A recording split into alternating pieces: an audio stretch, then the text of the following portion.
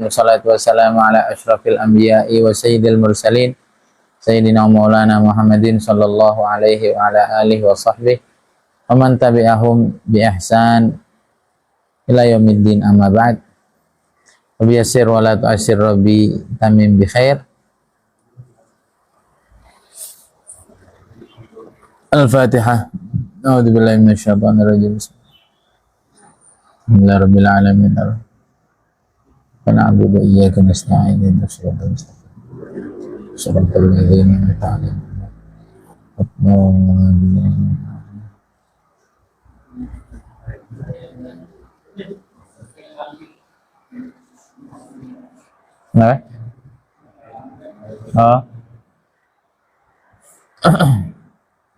Bismillahirrahmanirrahim. Yaqulul mu'allif rahimahullahu ta'ala wa adama an-naf'a bihi wa bi barakati ulumihi wa bikum wal muslimina fid dharain amin ila an qala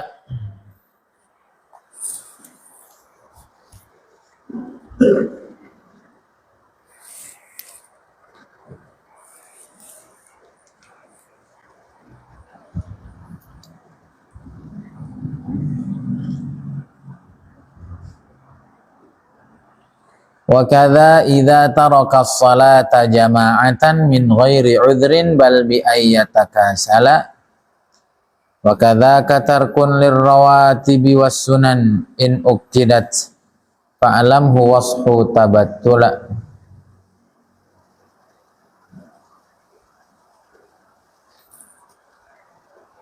Kemarin sudah kita bahas orang-orang yang tidak layak untuk diajarkan ilmu agama, ilmu-ilmu penting jika terdapat niatan-niatan dan tindakan-tindakan penyimpangan dari orang yang diajarkan. Ya, kita tahu nih kalau dia pinter sudah dari awal, memang niatnya dan juga keluarganya ya turun-temurun memang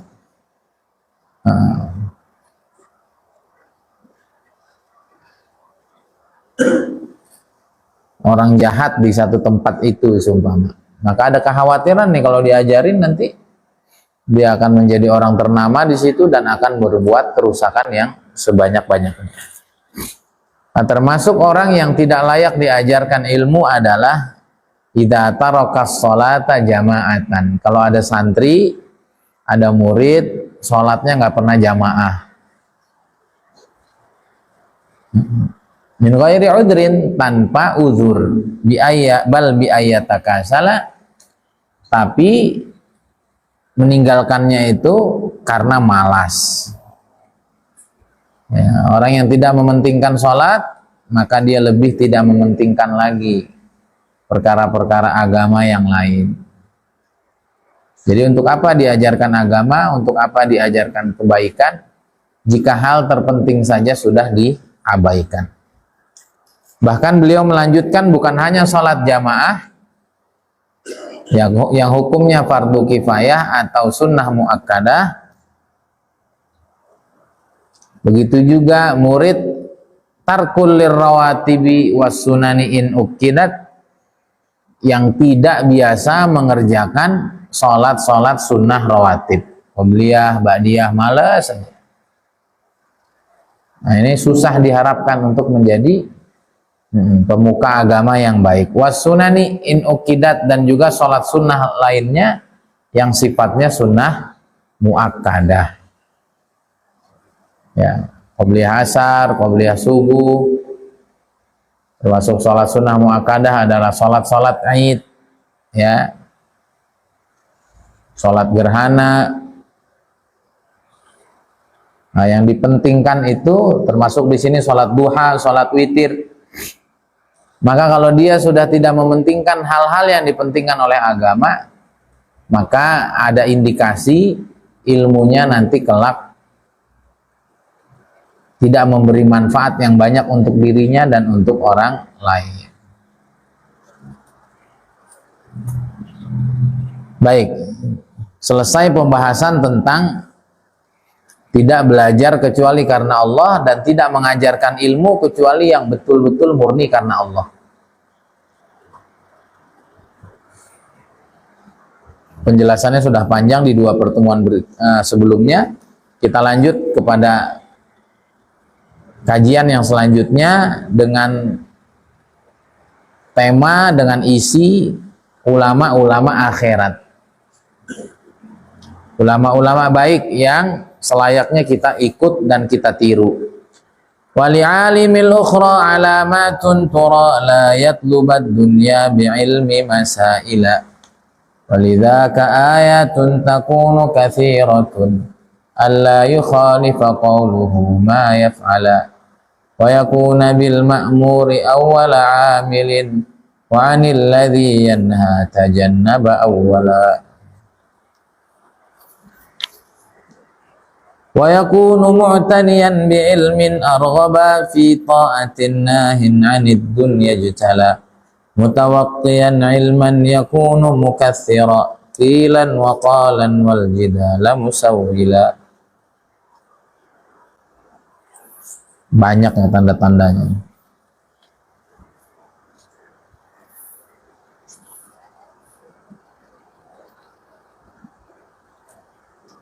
Ya Rabb. Banyak nih tanda-tanda ulama akhirat. Kita bacain aja dulu ya, baru dijelasin biar nanti lebih lengkap. Nih, masuk nggak kita nih Om John? Nah, ini penting ini. Wali alimil ukhra alamatun tura. Ulama-ulama yang benar-benar mengejar akhirat itu ada tanda-tandanya. Layat lubat dunya bi'ilmi masaila, tidak mencari dunia dengan ilmu yang diajarkannya.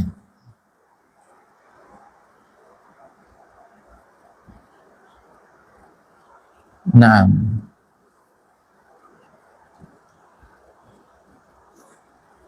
memang ulama itu yang terbaik, punya usaha, punya bisnis. Itu harus diakui. Walaupun ini juga jangan salah sangka ya, orang ngajar, orang ceramah itu juga berhak dan halal secara fikih untuk mengambil upah, karena itu bagian dari muamalah, itu bagian dari jasa yang diberikan oleh seorang ustadz. Itu Imam Ghazali menjelaskan itu. Orang azan, orang imam, yang waktunya itu memang diminta. Ya kayak marbot-marbot, itu kan memang dia nggak boleh kemana-mana. Itu kan berarti ada jasa yang diberikan. Ya, orang mengajar dari jam sekian sampai jam sekian, gitu.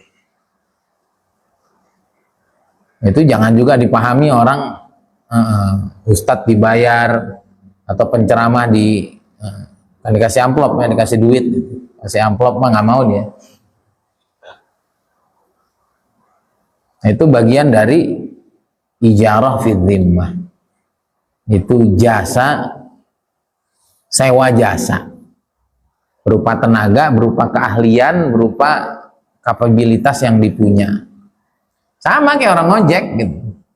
Jasa, dia punya waktu, dia punya tenaga, dia punya keterampilan bawa motor, nganterin kita kemana, ya berhak dibayar. Nah, sama ustadz juga begitu. Ya, kiai juga begitu. Nah, walaupun nanti itu di levelnya yang terbaik itu memang ustadz dan ulama, dai itu bukan mengambil upah dari umat, justru dia yang ngasih duit ke umat. Nah, itu yang terbaik, dan itu levelnya ada di atas. Semua orang semestinya harus niat ke sana, tapi jangan maksain semua orang ke sana juga, karena dulu di era keemasan Islam para ulama tuh dibayar mahal. Sekarang lah orang main bola dibayar mahal nggak? Banyak nggak orang pengen jadi pemain bola? Banyak nggak? Banyak. Artis dibayar mahal, banyak nggak? Orang jadi artis TikTok tuh, goyang-goyang, walaupun banyak. Ya, sekarang guru honorer 400.000, menggap-menggap dia hidupnya, ya nggak? Ustadz disuruh ikhlas, kan itu apanya tuh, slogannya apa, slogannya atau motonya apa tuh, Kemenak tuh loh, apa, ikhlas beramal, ikhlas betul tuh.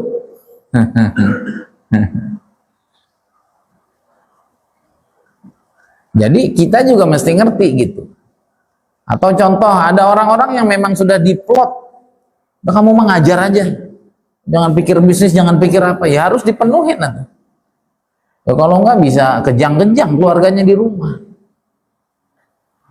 Paham ya? Ini kita bicara ilmu nih, jangan bicara idealisme dulu. Giliran kita jadi tukang listrik mau dibayar, jadi tukang ojek mau dibayar, apalagi jadi kuli mau dibayar. Semua tuh pakai apa? Pakai waktu, pakai tenaga, pakai skill. Giliran guru, ustadz nggak boleh dibayar, kan nggak nyambung. Nah, maka Islam itu bicara tentang hukum fikihnya itu bagian yang harus dilakukan akad untuk dibayar. Saya pahami ya?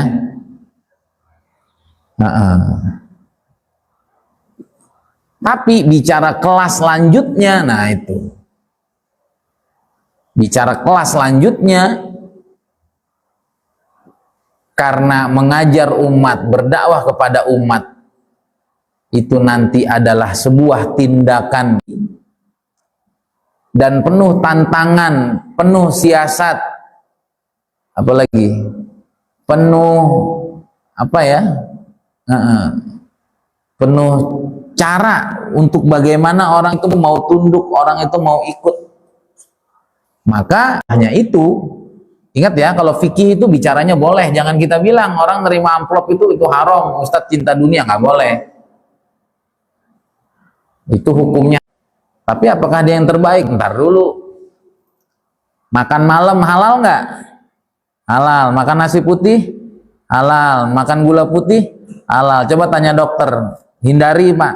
Dia bukan bicara halal, dia bicara thayyib apa enggak. Sekali lagi, kita dengan belajar ilmu itu akhirnya kita bisa proporsional, kita bisa tepat guna, menyikapi setiap orang, memahami setiap keadaan, gitu ya. Baik. Tapi kalau mau bicara kesuksesan dakwah, kalau mau bicara etika dakwah, kalau mau bicara tingkatan yang lebih tinggi, dan itu dicontohkan oleh orang-orang hebat sebelum kita, maka memang harusnya seorang pengajar agama, seorang dai itu memang harusnya habis-habisan untuk umat. Maka sebaiknya ustadz, ulama, guru itu, tokoh itu punya bisnis. Nah, ini yang susah ini, ya, ustadz nerima bayaran nggak boleh, pas ustadznya bisnis, ya kok ustadz bisnis. Nah, ini kan kadang ada orang-orang tuh menganggap ustadz tuh kayak malaikat gitu.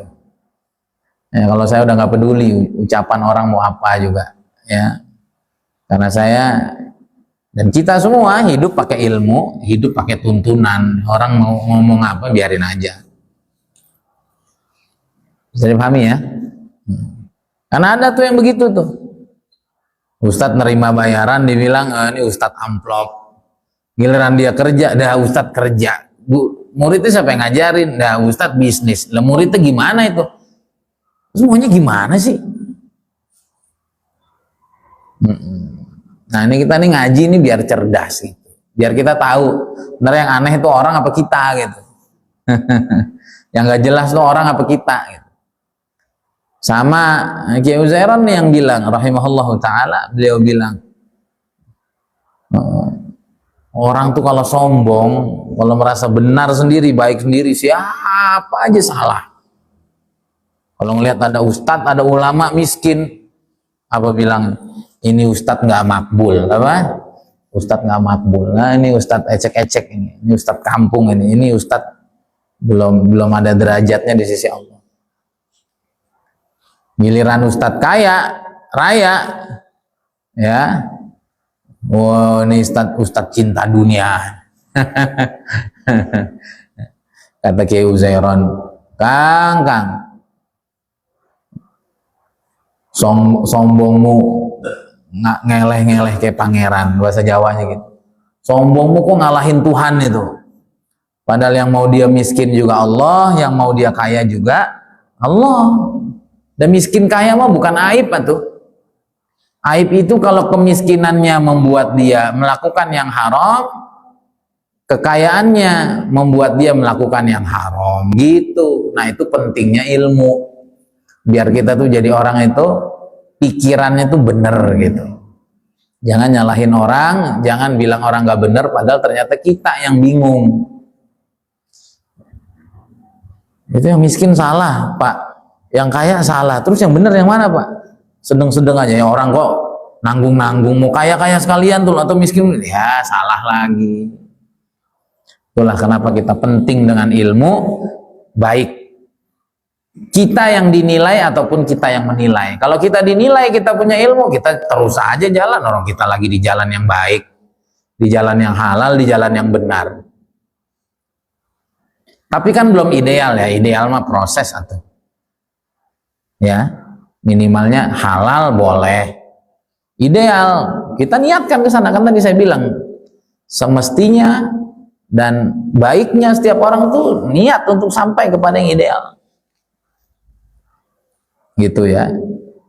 Ini karena kan hidup ini adalah perjalanan. Bagaimana di ujung perjalanan kita menggapai yang terbaik, yang paling sempurna sebelum berjumpa dengan Allah Subhanahu wa taala. Sama lah anak kecil kayak gitu, kayak anak saya. Kamu harus dewasa, kamu harusnya gini-gini. Namanya juga bocah. Paham ya? Sama perjalanan menuju Allah juga begitu. Kalau ada ustadz, ya dia belum punya bisnis, dia belum punya usaha, dia masih mengandalkan dari ngajarnya, ya udah biarin, halal kok. Daripada dia ngojek, ya enggak. Daripada dia nyemir sepatu, diomongin lagi, ustadz ngojek lah. Itu tadi ya. Untuk apa gunanya ilmu? Agar kalau kita sedang dinilai, kita tetap jalan terus. Karena kita berjalan atas ilmu, kita berjalan atas keyakinan dan terang benderangnya ilmu. Dan kalau kita ngomentarin orang, kita jadi punya rem. Bener apa enggak nih yang saya komentarin? Kalau enggak, kalau orang tuh ilmunya tidak lengkap, ya nanti ketika dia ada di jalan kebaikan tapi tidak berdasarkan ilmu yang kuat, yang kokoh, akhirnya nanti orang ngomongin, oh iya bener juga ya. Ya contoh nih, kayak kita ngajar aja sumpah. Ustadz nih kalau ngajarnya bukan di pondok, Ustadz ke Brunei aja, wah Ustadz kayak, iya juga ya, ngapain juga saya ngajar. Nah, di jalan yang baik, dia memilih pilihan terbaik, tapi gara-gara ucapan orang dan ilmu atau dasar pijakan dia tidak kuat, akhirnya dia bisa berubah. Atau tadi itu kita melihat fenomena orang, fenomena ustadz, fenomena negara, fenomena pemerintah, fenomena presiden, kita akan bisa proporsional. Kenapa? Kita punya rem gitu. Kita punya gas tapi kita juga punya rem. Iya. Maka saya juga nggak terlalu suka bicara nyinggung pemerintahan, nyinggung apa ya, kalau secara global oke, tapi dalam enggak. Kenapa?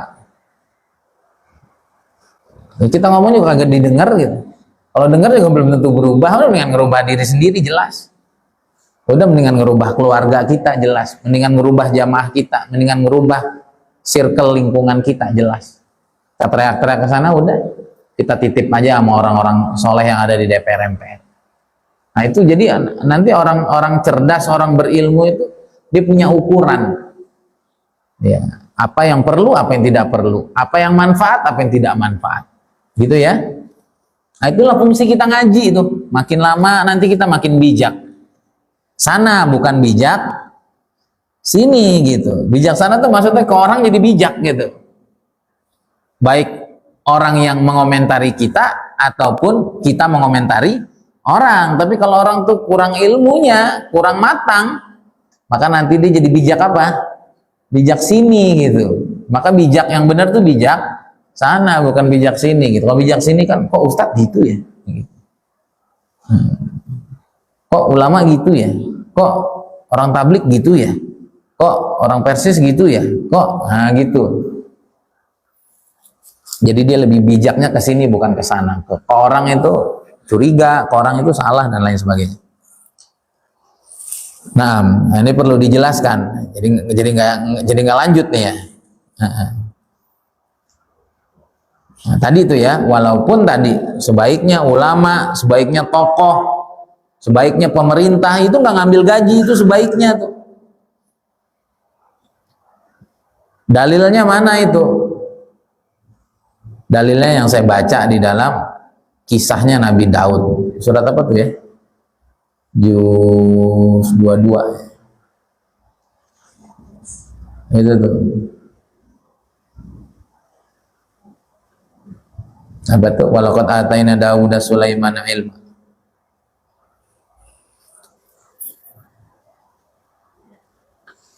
Itu Nabi Daud itu ya maluna lahu ma yasha min maharib wa tamathil wa jifanin kal jawab quduri rasyah.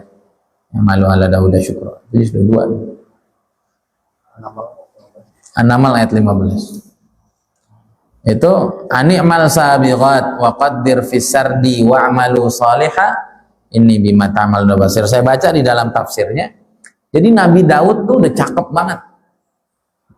Jadi termasuk kebiasaan beliau adalah turba, turun ke bawah. Kebiasaan beliau adalah apa kalau kayak Jokowi itu? Belusukan. Itu sunnahnya Nabi Daud itu. Sebelum sunnahnya sebelum dilakukan oleh Sayyidina Umar, itu Nabi Daud juga melakukan itu. Jadi beliau selalu melakukan survei. Beliau selalu belusukan. Beliau selalu turba, turun ke bawah. Untuk apa? Untuk memastikan bagaimana kinerjanya sudah baik atau belum.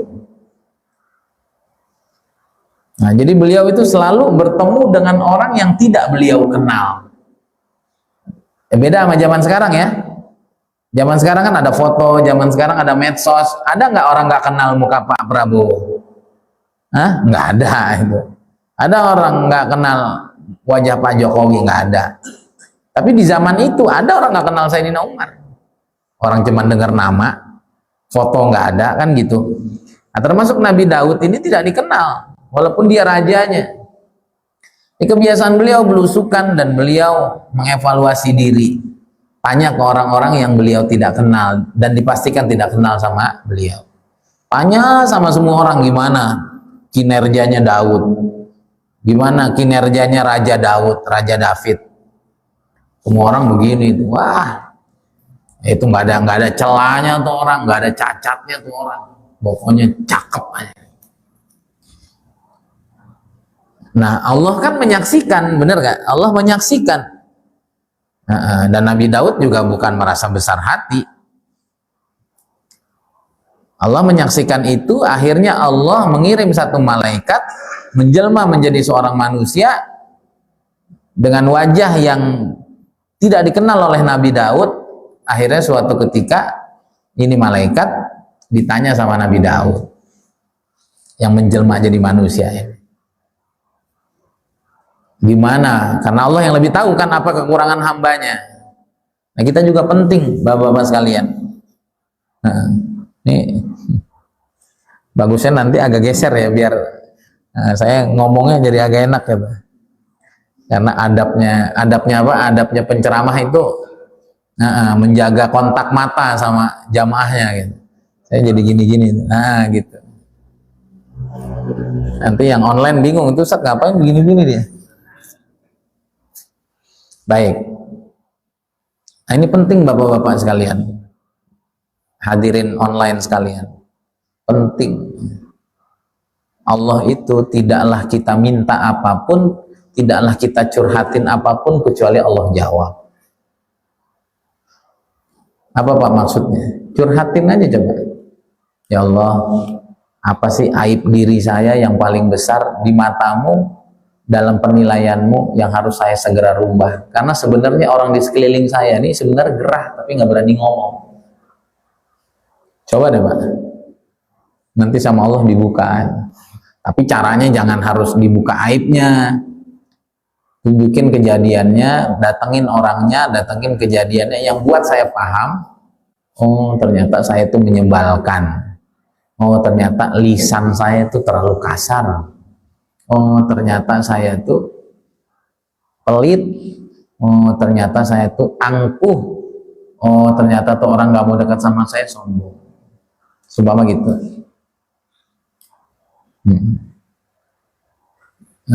Kenapa saya bilang begitu? Karena penting Pak, kita kembali kepada Allah. Penting, hari demi hari kita tuh jauh lebih baik mengakses hal-hal terbaik, meninggalkan hal-hal paling tidak baik dalam hidup.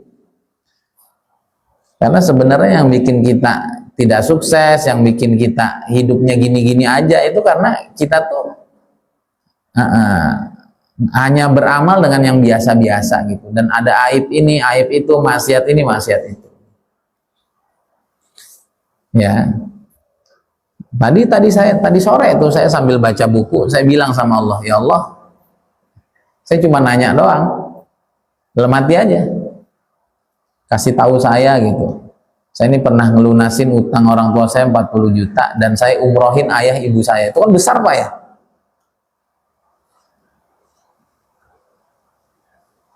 Ya Allah, saya mau tahu dong, Engkau udah ngebales aku apa aja, dan aku mau tanya kenapa keberkahan materi belum datang. Langsung ada jawabannya Pak di buku.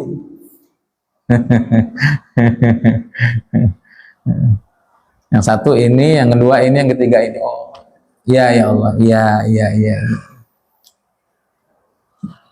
Jadi kita tuh bisa dialog dengan Allah. Kita tuh dalam hidup jangan puas gitu. Jadi kalau sesuatu tuh belum terbuka, contoh lah ya, kita mau buka wifi gitu kan ada jaringannya tuh, semua orang udah main, semua orang udah terkonek gitu. Kita udah dikasih gitu, nggak konek-konek.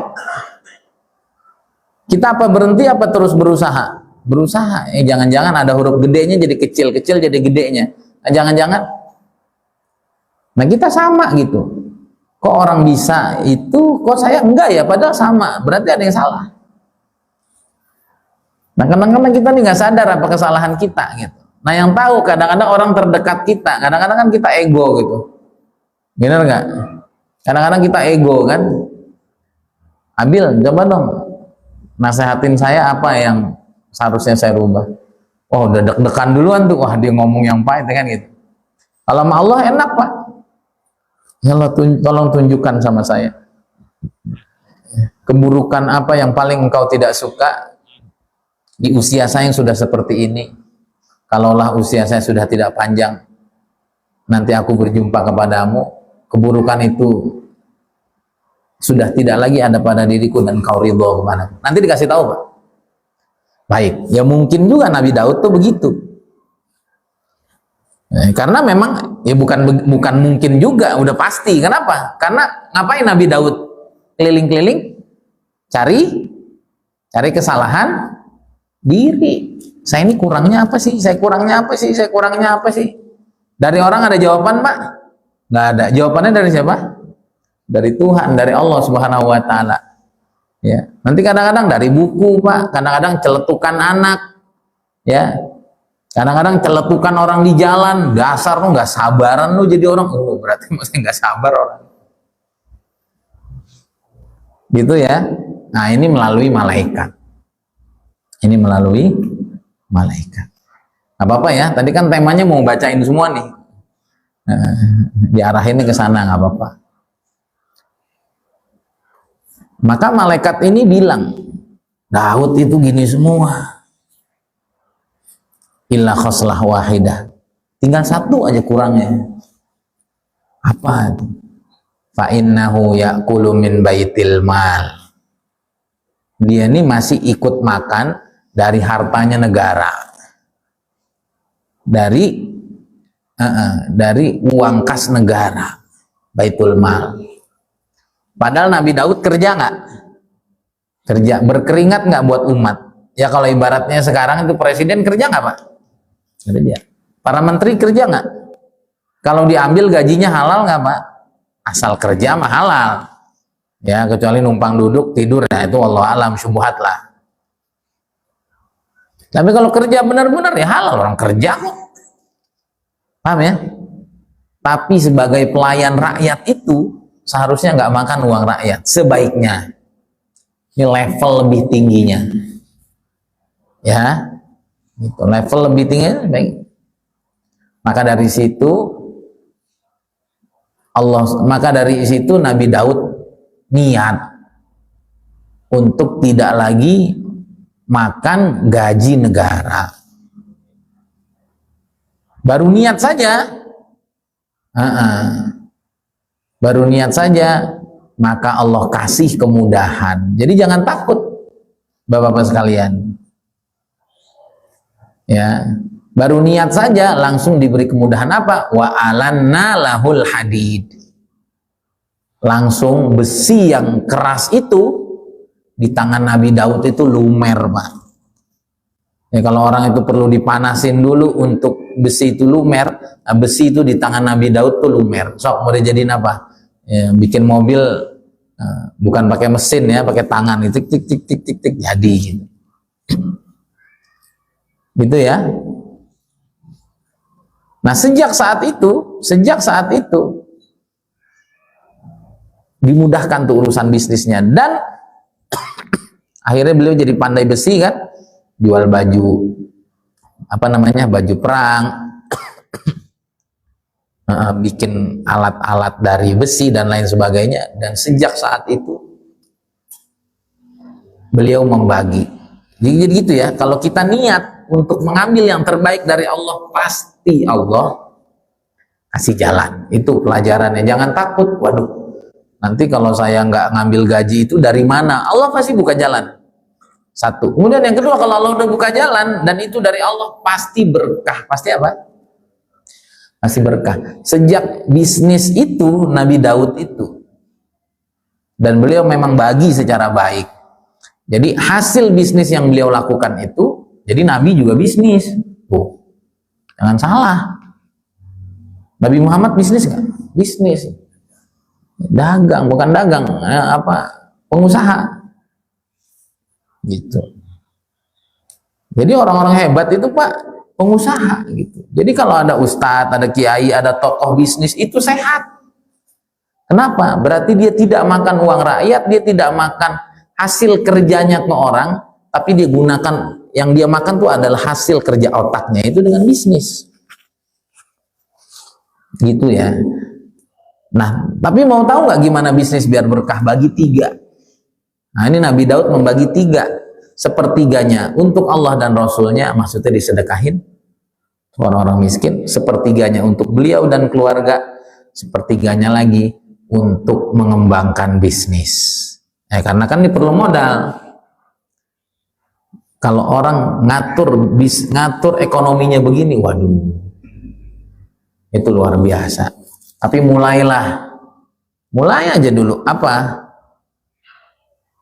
Kalau 2,5%, nah itu yang wajib. Kalau wajib bagaimana berarti? Ya, gugurin kewajiban aja. Istimewa belum. Tapi nanti harta keluar secara sia-sia atau karena sakit, karena kecelakaan, itu kemungkinannya aman. Tapi kalau mau nimbulin keberkahan, 10% harta kita kasih orang. Itu pasti berkah. Tapi kalau mau, mulainya dari 10% dulu. Kalau belum sanggup 5% lah. Tapi yang terbaik memang 10%. Tapi kalau 10% udah terlatih, jangan langsung 33,33% ya. Tadi kan dibagi 3 ya. Itu berat. Bapak punya gaji berapa? 3 juta, sejutanya sedekahin. Berat gak, Pak? Berat kalau belum terbiasa. Makanya mulai dulu dari yang ringan. 3 juta sedekahin 300. Itu masih ringan. Istiqomah nanti sampai 3 sampai sepertiganya harta kita sedekahin. Dan itu banyak banget dalilnya. Kalau sepertiga itu banyak, termasuk wasiat kan. Wasiat itu tidak boleh lebih dari 1/3. Kenapa? Wathulutsu katsir. Karena sepertiga itu udah banyak, gitu ya. Nah, nanti kalau udah berani 1/3, Pak, nanti jadi seperti Sayyidina Umar, separuhnya. Nanti kalau udah berani separuhnya, nanti jadi seperti Sayyidina Abu Bakar semuanya. Jadi seperti Rasulullah SAW, jadi seperti insinyur Salah Atiyah itu. Dari satu orang bisa membangun rumah sakit, bisa membangun kampus, waduh. Dan saya berdoa sama Allah supaya bisa sampai ke tahap sana. Nah ini perlu kita niatin. Jadi begitu Pak ya, jadi kalau ada pejabat, ada ustadz, ada guru, ada siapa saja yang bekerja, dia ambil hasil upah keringatnya, itu hak dia, boleh. Nggak ada itu. Ini ustadz cinta dunia, nggak ada. Karena dia ngeluarin waktu, ngeluarin skill, ngeluarin tenaga. Itu adalah jasa dia yang diberikan. Maka orang berbayar. Tapi kalau pengurus-pengurus umat ini, baik pemerintahnya, presidennya, menterinya, ustadznya, udah kenyang perutnya, jangan mau lagi kenyang makan uang rakyat. Yang ada apa? Kekenyangannya, kelebihannya, balikin lagi ke rakyat. Itulah berkah. Kalau sudah begitu, nanti seperti Nabi Daud. Wah, bisnisnya makin. Tapi kalau kita makin banyak tapi makin pelit, nggak ada. Saya kira demikian. Semoga bermanfaat. Judulnya apa nih judulnya? Begitu ya. Gado-gado ya. Judulnya adalah bagaimana menjadi ulama akhirat. Di antaranya tadi tidak mengejar dunia. Nah, itu mengejar dunia itu wah panjang lagi nanti. Saya kira demikian, semoga bermanfaat. Ilmu kita mesti matang agar kita punya rem saat menyikapi orang, dan juga kita punya rem saat kita disikapi orang, sehingga kita punya kemantapan hati. Semoga bermanfaat. Subhanakallahumma wa bihamdika asyhadu an la ilaha illa anta astaghfiruka wa atubu ilaik. Assalamualaikum warahmatullahi wabarakatuh.